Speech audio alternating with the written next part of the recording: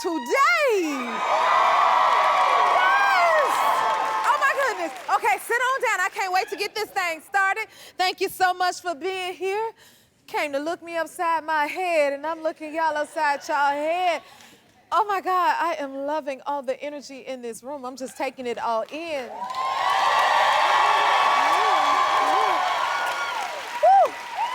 Oh, all right, let's get into it. I got 1,000 mugs over here today, but we're gonna get into it. Listen, I asked you guys to share your happy places with me, and I love watching y'all live y'all best lives. Yes, I do. So let's take a look at today's happy place moment. Yes, we will. Today's moment is from Jasmine Ford, all the way from London, England. Yes, she is. Who says her happy place is wake surfing. Now, y'all, this really blew me away. So take a look at this clip.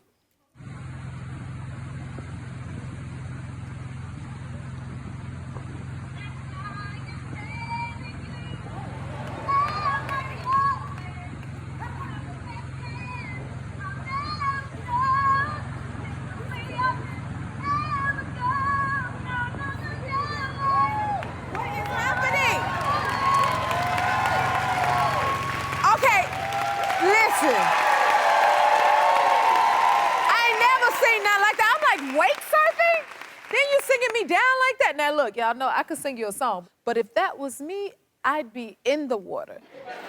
Did you see how long she was on that board? That was amazing. I heard she's in the audience today. Where you at, Jasmine? Hi, I'm Jennifer. Thank you for coming to see me. That was amazing. Make sure you go to our website at thejenniferhudsonshow.com or hit us up on our socials and tell us about your happy place. Keep it coming, y'all, because I love those moments. And speaking of joy, Jasmine's happy place moment reminded me of a mug that May from Gulf Breeze, Florida sent me. Check this out. She says, life is better by the ocean. You see that? Now, hold on, May. May, this mug came in handy today because, you know, it's on the subject, and I'm gonna take my sip if y'all don't mind. Hold on.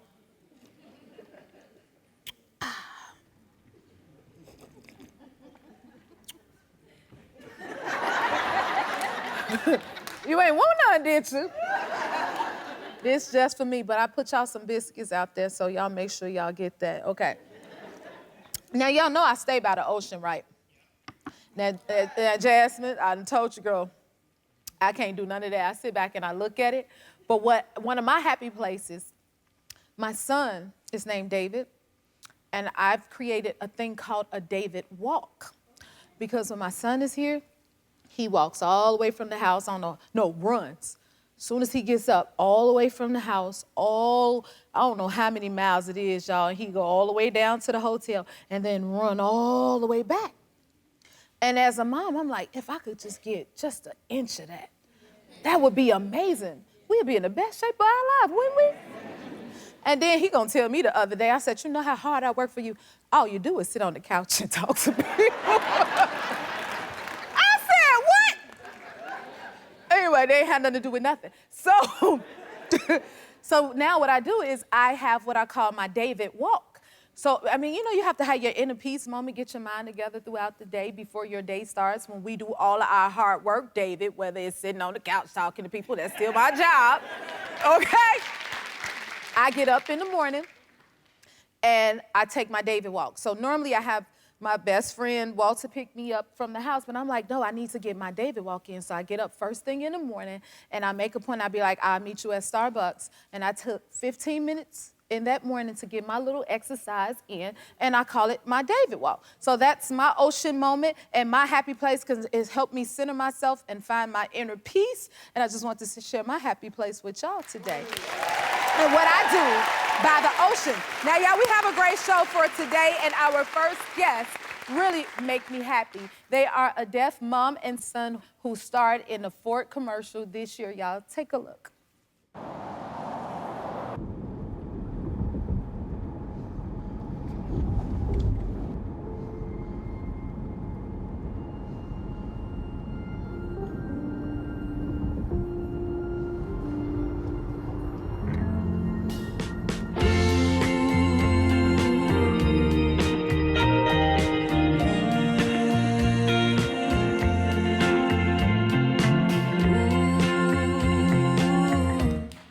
Please welcome Arlene and Darien. How are you guys?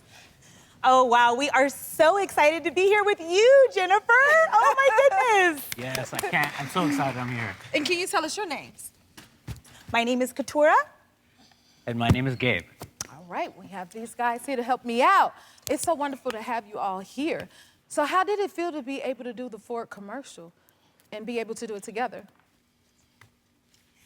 Well, it was just so amazing. It was a great experience because we never thought that we'd be in a big-time commercial like that with my own son. You know, oftentimes you're placed with a family member that's not yours. You're acting like family, mother, son, father, daughter, whatever. But we actually are mother and son, and so it was such an honor to do this together. But to actually be in a big commercial like that with cast and crew, with an entire script and everything, it was the coolest experience. Growing up, I've always wanted to be in a TV commercial, and now I'm in one, and I see myself. So it's so exciting. I'm proud. I'm proud too, yeah. Darien, you think you look fly in the commercial? Yeah, I look all right. You guys look amazing. You're so gorgeous. I have to say that. Aw, thank you. What do you want people to get out of the commercial that they saw? Well, I would say accessibility is really the key. It's so inspiring because on many different levels, you have a company, corporations that oftentimes make decisions for people with disabilities without including them. So asking us, making sure we have accommodations, making sure that we match the vision, and everything aligned in this commercial. So that was awesome to see. And we're just so appreciative of this experience, this authentic representation.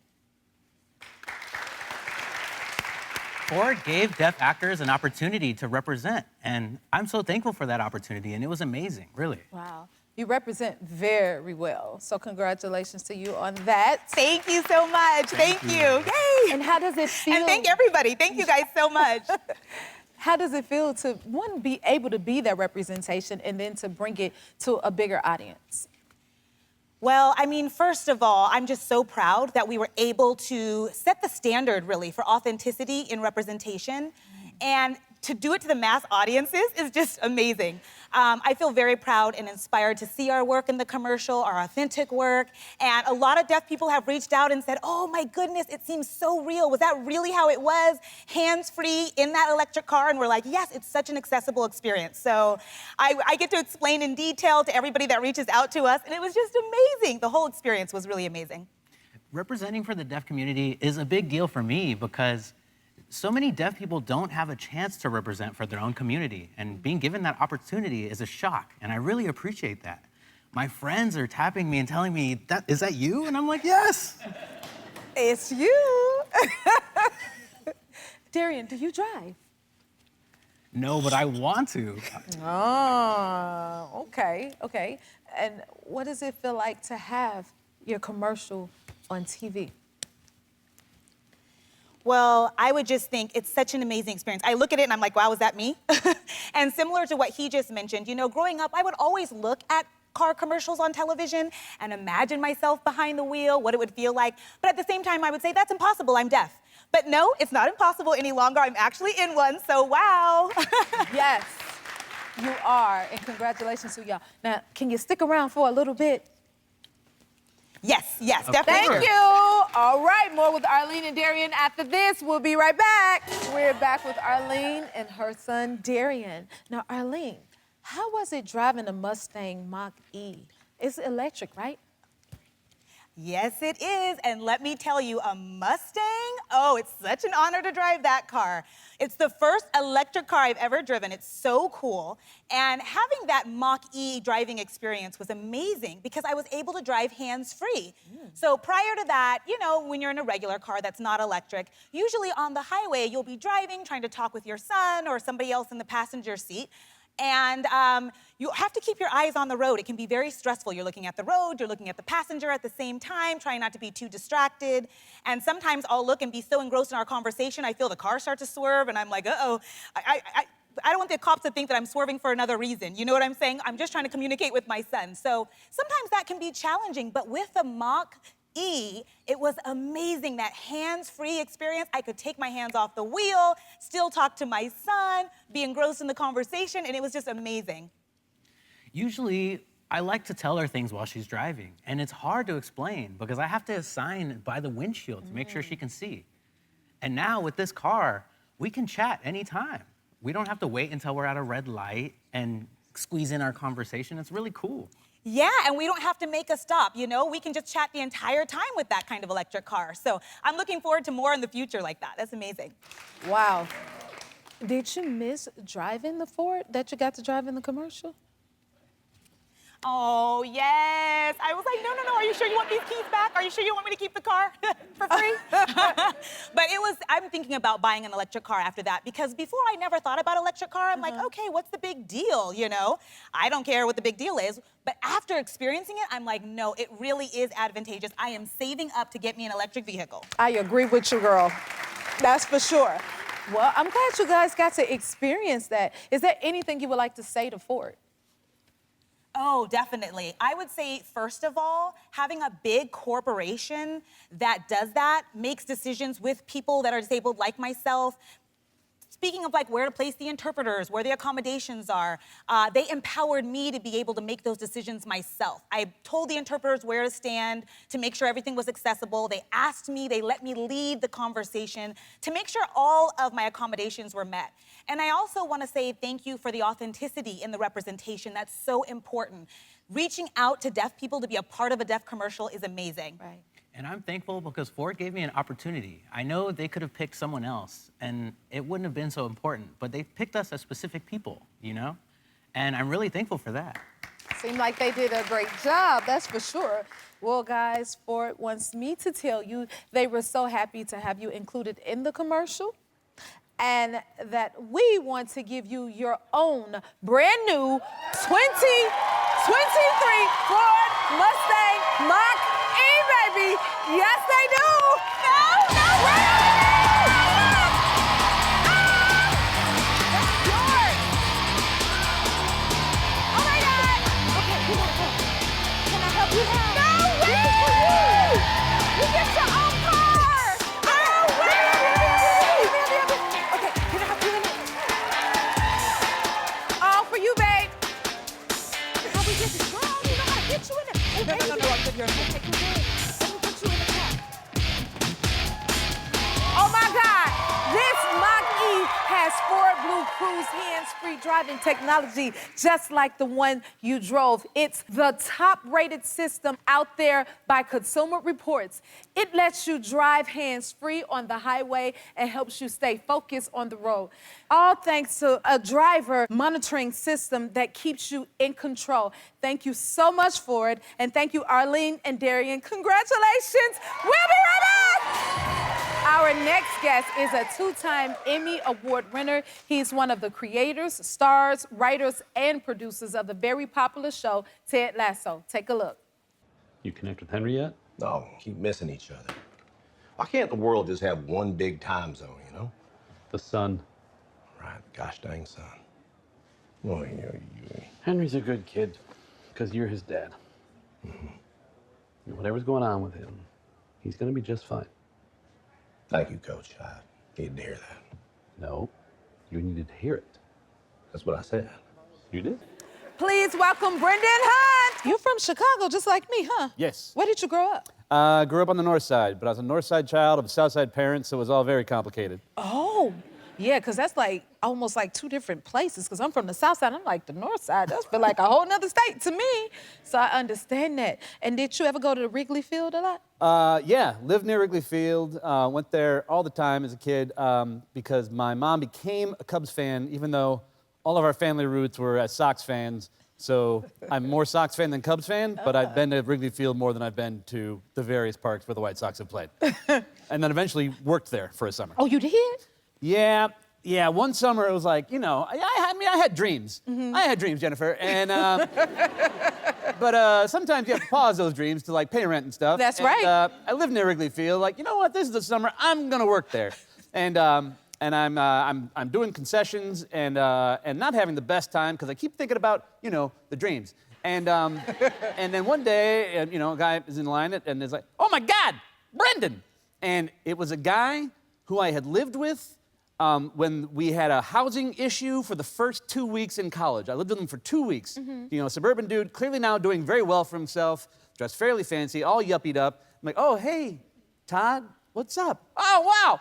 Anyway, so let me get 4 hot dogs and 4 beers. I'm like, oh, yeah, sure, man. Great to see you. Blah, blah, blah. I give it all to him. And then as he walks away, I hear him say, oh, man, I can't believe I just bought hot dogs from a guy I lived with in college. That was my last day at Wrigley Field. Well, I mean, look at you now. You were at the White House with Ted Lasso, huh? In the cast. Yeah. That's a huge leap. It was bonkers.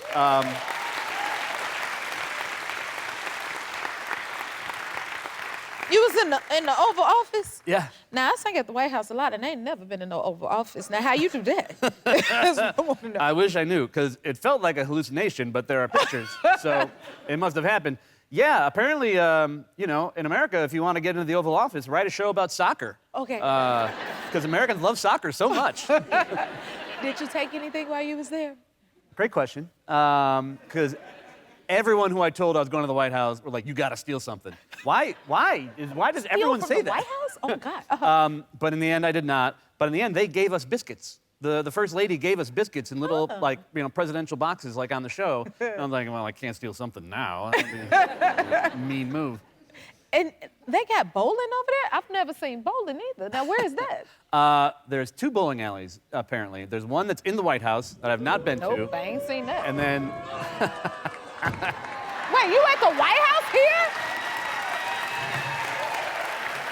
I mean... All these songs I done sang. And I can't do that. Okay, now... Well, this was not the White House. This was next door at the Eisenhower building. Close enough. But it's still the official Harry Truman bowling alley. And they were like, Brendan, you go first. Because I love bowling. I've worked at the bowling alley. And that was the first ball, was a strike.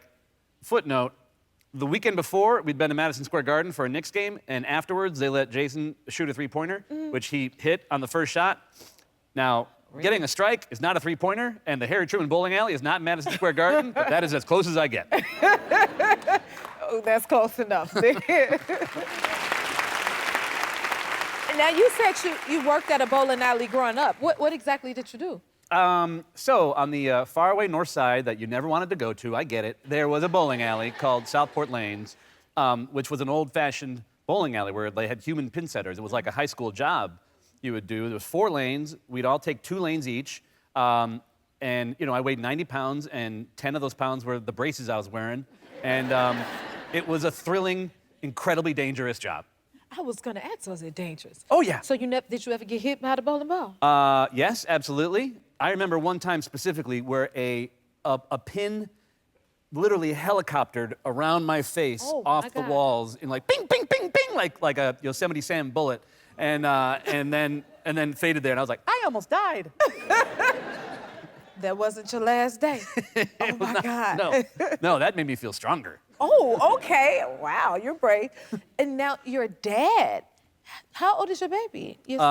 He's 2 years old. 2 years Oh. and a couple of months. Oh, he's so cute. And how is 2 going? 2's going good. I keep hearing about the 2's being terrible, but so far, you know, he sleeps really well. Oh, that's good. He sleeps really well. He help you. And he likes to make us laugh, and he's starting to try to talk, and he's delightful.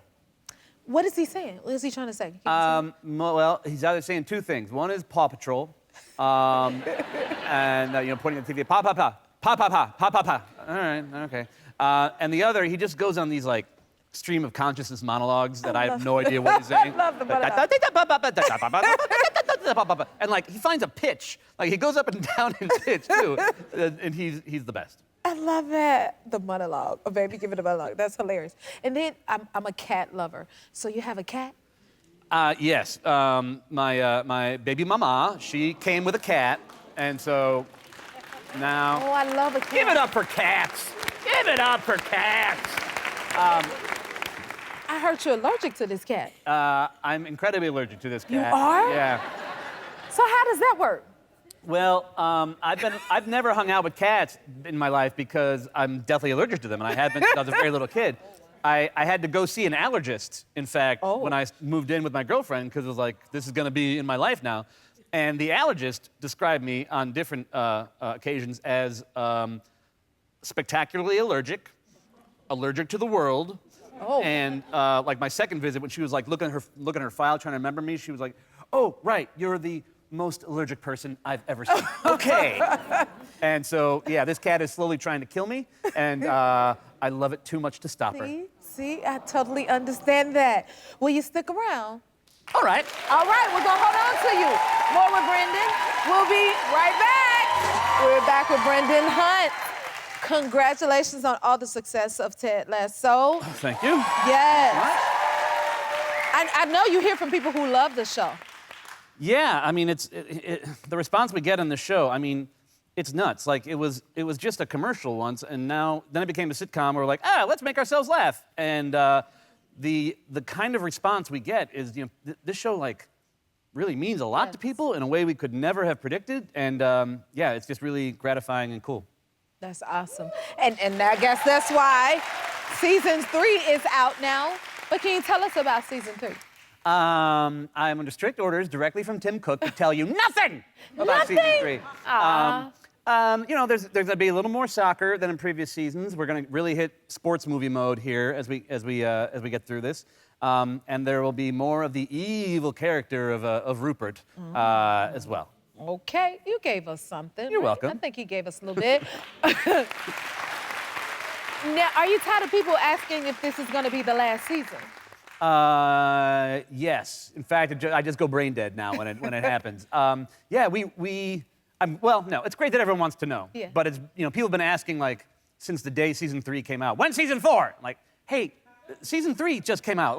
Right. At the end of season 3, you might not want a season 4. But yeah, we don't really know. We're gonna let season 3 get out there. We're gonna let the dust settle for a while. We're gonna take a break from seeing each other's faces, and then we'll decide. What about a Ted Lasso movie, though? A Ted Lasso movie? Yeah. Right?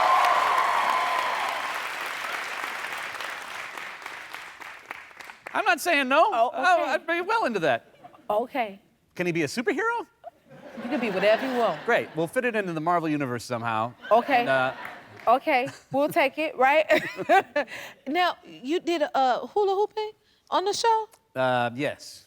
And you're really good at this. I mean, there are people who are really good at hula hooping. No, but you're really good. I can hold a hula hoop for a while, yes. Okay. Well, you got to learn from another show how to do it? Like, how long did it take Yeah, you to I learn? wrote this play where I played a version of Pigpen from Peanuts as an adult, a play called Absolutely Filthy, and to be Pigpen's cloud of dirt, I was like, it's got to have something kinetic, so I decided I would just learn to hula hoop really, really, really well, and I hula hooped for like the whole show. The whole show? Yeah, it's like a 2-hour show. Yeah, he's a homeless guy, and we hula hooped the whole time, and no one ever mentioned it. And also, fun fact, during the course of hula hooping, I slowly take my clothes off, which is not a skill that comes up in any other job interviews, but I'm glad I know how to do it. How long can you hula hoop for? And you can do different stuff while you hula hoop? Yeah, just little things like I can go up and down stairs, and I can jump off small things, and I could probably make phone calls, I guess, as well. You know, I really want to see this, and I got a hula hoop. Can we bring it out? And you show us, right? Don't you want to see? Please, for me. All right. I need to see this. The key is a lot of people think hula hooping is like this, but hula hooping is about just moving forward and back and staying in contact with the hoop. It's easier than you think. You better groove. What?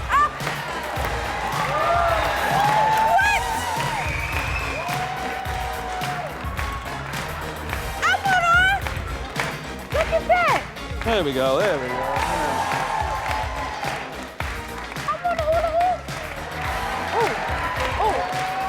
Can you catch the football? Try. Okay. I'm open. Okay. Oh, okay. Let me see if I can get you. All right, one more time.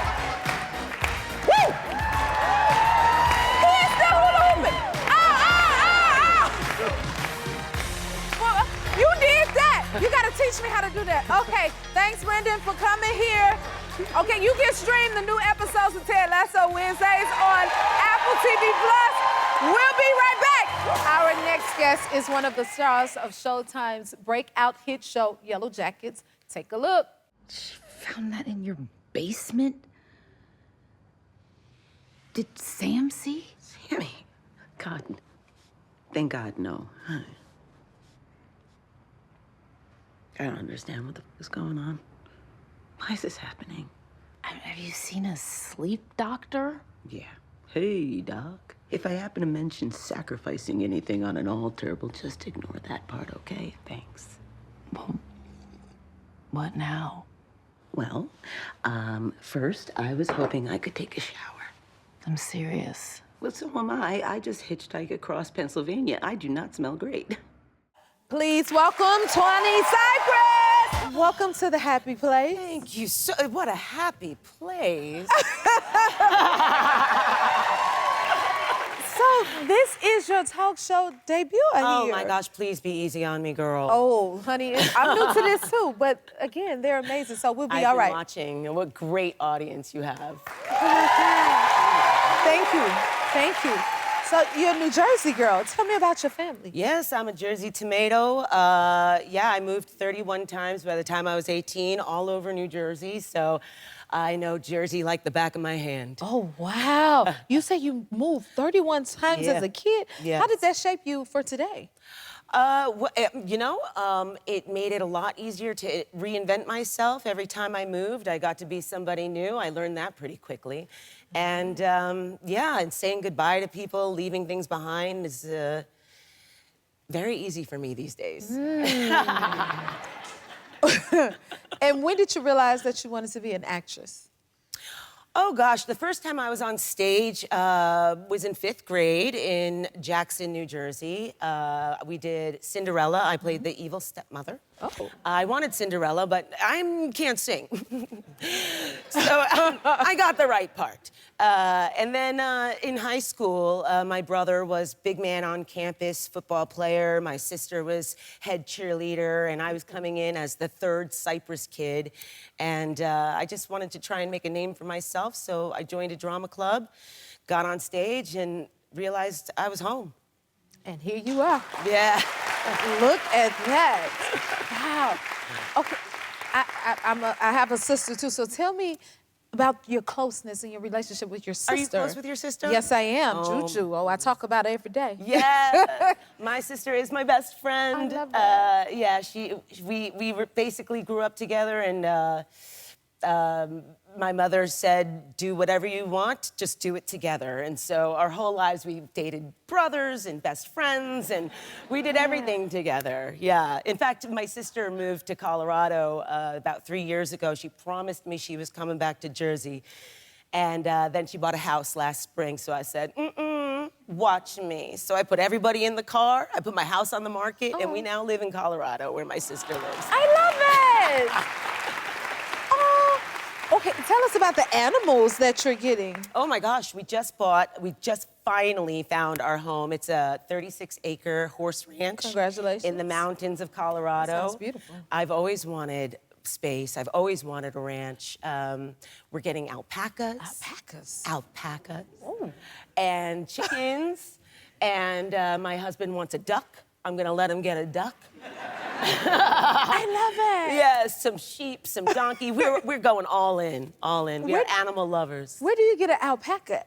Oh gosh, from somebody who's got an overload of alpacas. And you take some of them off of their hands, and then, you know, that's gonna be me in a few years. I'm gonna be that one that says, you know, come get some of my alpacas. I got too many alpacas. And do you name them, like, individually? I mean, I'm planning on it, you know. I'd like to name them after the Golden Girls. I mean, I love the Golden Girls. I love animals. But I don't know, I think I might collect too many of them. Okay. Well, send me one, because I would You love to got have it, one. girl, you got it. I don't live in Colorado, but you can send it to me here. Congrats on Yellowjackets. It's Thank picked you. up for a 3rd season. Thank you, yes. How does that feel?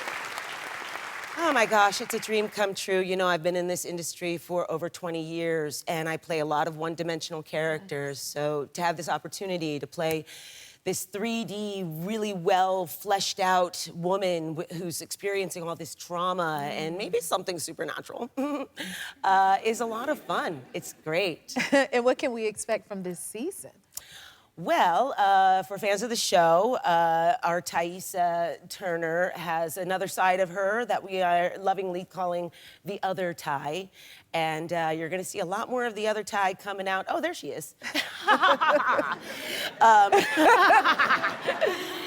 There she is. Yes. And so we're going to see a lot more of the other Ty come out and sort of wreak havoc in our Ty's life and leave our Ty to pick up the pieces. Right. Will you come back and see us sometime? Oh my gosh. Bring me that alpaca. Yes. I want to meet it, I okay? will bring the alpaca with me. Thank you for coming. Be sure to check out new episodes of Yellowjackets Season 2 Fridays on Showtime. We'll be right back. Y'all, I'm in the mood to give away a little something. Are y'all down for that? Yep, let's play Make It and Take It. You've got one chance to make a basket, so make it count. If you make it, you get to take it, and today's Take It is an exclusive J-Hud hoodie. Yes, it is. Y'all ready for that? Let's see. All right, Jasmine on the wakeboard, come on down. Yeah, Jasmine. Let's play. Come on, Jasmine. Let's play. Hey, hey. Hi, you look adorable. Oh my God. You better be cute. Yes, gorgeous. Hey, come over here and talk to me, Jasmine. Come right over here. Don't she look cute in her little outfit? Okay, now I know you was able to stay on the wakeboard. Yes. I've never seen anything like that. And you sang me down. So is there anything, something else interesting you could tell us? What else should we doing? Well, first of all, hi, Jennifer. I love you. I love you too. Isn't she amazing? Thank you. Thank you, thank you, thank you. Okay, well, other than the fact that actually today is my birthday. Happy birthday! Happy birthday! Happy birthday. Okay. All right. I sang you some. Well, thank you for spending your birthday with us. Thank you. And also, actually, just recently, I've been traveling Africa with my partner. Nice. Filming in some of the countries for the small businesses to help promote themselves after the pandemic. Isn't that lovely? Yeah. Oh, my God. I'm so happy to hear that. All right, let's get into this. You ready to give it a try, Jess? I'll give it a go, I believe you will. You know, I believe in you, if nothing else, okay? Now, you're going to step over there. Okay. And you're going to make your best shot. And if you get it, yep, right up in there, wherever you feel it on your spirit, young lady, you stand. Cheer her on. Come on, y'all. Almost. Okay. It's okay. It's my court. It's my rules. It's my show. And I think you should have another chance. So, yes. And I want you to aim a little higher. Okay, go on over there and aim a little higher.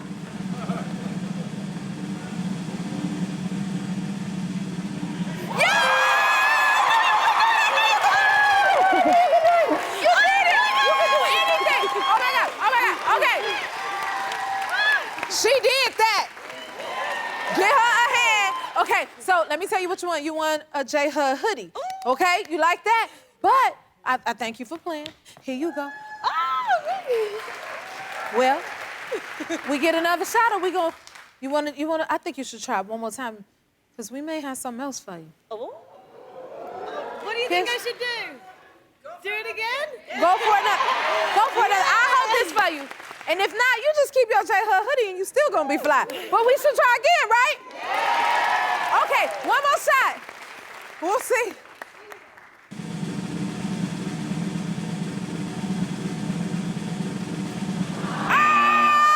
Well, you still get a J-Hud hoodie, and you're still fabulous, and you can still, what is it called?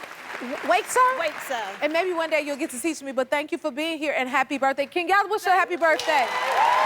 Thank you for coming. Let me get another hug. We'll be right back. If you like this video, smash that like button and subscribe to the Jennifer Hudson Show YouTube channel. Check your local listings or visit jenniferhudsonshow.com to see when you can watch full episodes in your area. And don't forget to sign up for the newsletter.